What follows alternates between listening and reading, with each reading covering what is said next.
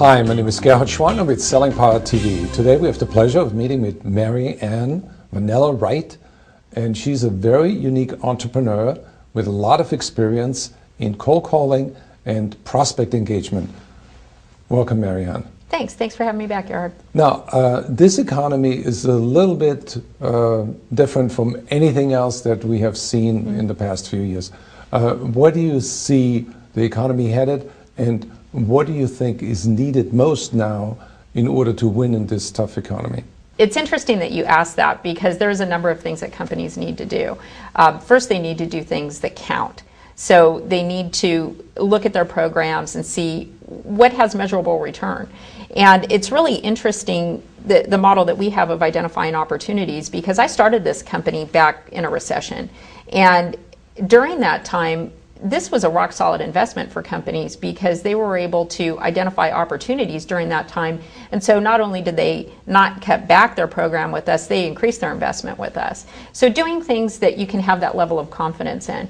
The other thing that you need to do is you need to look at the programs that you have, and you need to look at the prospect engagement models that you have. So how are reps connecting with prospects? So I know a couple of years back there was a number of studies that said that up to 70% of leads don't get a follow-up from sales. And then more recently there was a study that said that number's been reduced to about 28%.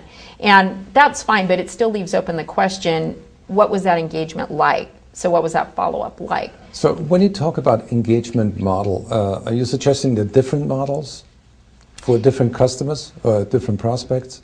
Yeah, absolutely, because a prospect may respond to different things. And so, depending on what it is, maybe they're responding to a call from an inside sales team, or maybe they downloaded a white paper or something like that. But based on the information that you have about them or that you don't have about them, there's really a way to approach them so that you have a more quality engagement with them.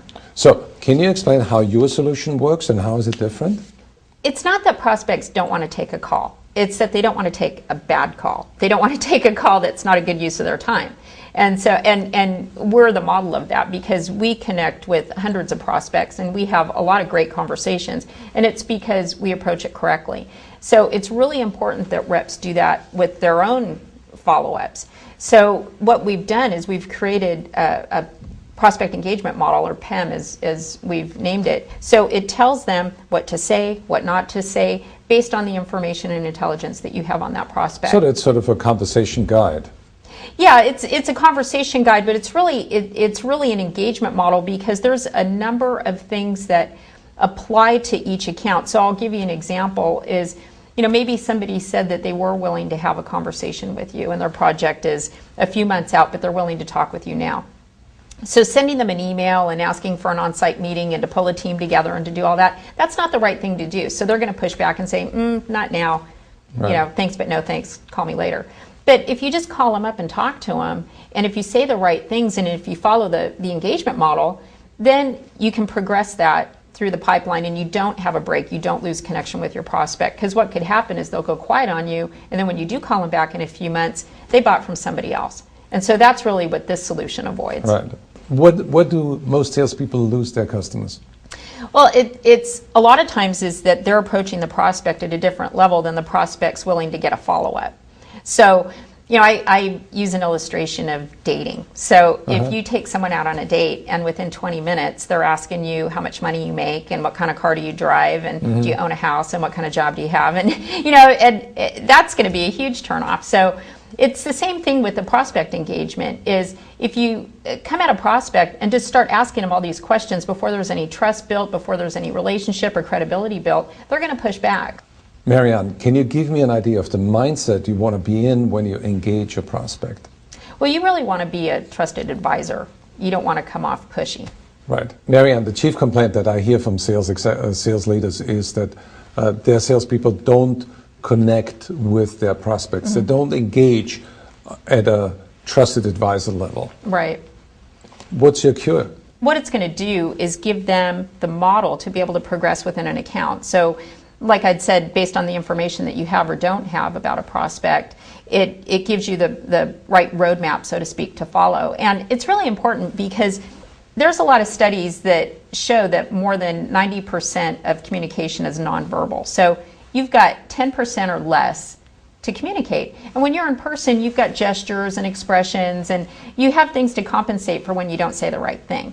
But on the phone, you don't have any of that. So what you say, everything you say, is really important. Right. So by looking at the psychology of the call like that, and by being able to harness your only tool at that point is what you say, the prospect engagement model really gives reps the tools to be very deliberate and to make the right connections and to elicit the right behavior from their prospects.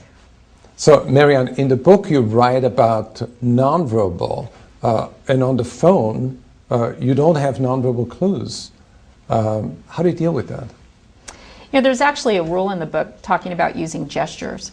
And it's really important that you talk to people on the phone the same way that you would talk to them in person. And a lot of people miss that. So even though you don't have your body language and you don't have gestures in person, you do have it with your voice. You do have an emotional connection that you make, and you do have a verbal impression that you're making. So, you know, I say that you create a thought response with everything you say. And on the phone, it's very exaggerated because you don't have all those other things to offset when you say the wrong thing. So what this does is it gives them a roadmap for each lead so that they could follow up correctly.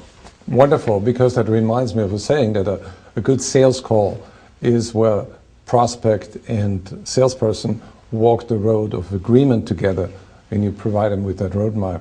Well, thank you so much. If you want to learn more about Marianne's company, go to vanellagroup.com. And thanks for supporting 2.0, for being a visionary in the industry. Great, thanks. We'll see you Thank then.